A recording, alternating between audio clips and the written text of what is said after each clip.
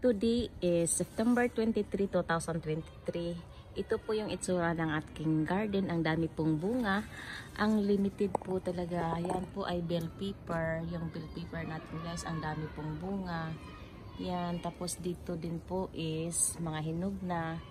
Yan po. September 23 po tayo ngayon. Tapos ito po yung ating talong ay marami din po ulit ang bunga. Ang ginawa ko po sa talang ko guys, para lagi po siyang bunga, lagi ko po siyang pinoproning. Yung mga sanga niya, pinuputol ko, and then nagpo-produce din po siya ulit ng another bunga. 2 puno lang po ang ating talong, pero unlimited na po yung supply.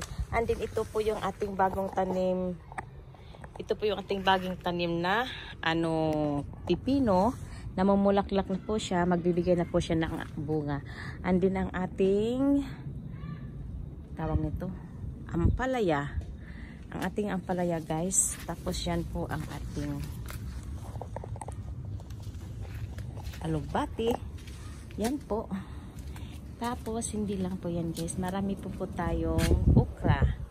Yan po guys, yung mga okra, ang dami pong bunga. Although, dahil po lagi tayong busy, hindi natin ma-harvest. Ang dami po nasasayang na okra. Yan po, nasasayang po siya iba kasi hindi ko po siya hindi namin ako-consume lahat. Tapos, busy, kaya laging ganyan. Tapos yan, namumunga na. Hinog na. Pahinog na naman ulit. Tapos yan po guys, hanggang dito na lang po. Thank you so much for watching. Bye!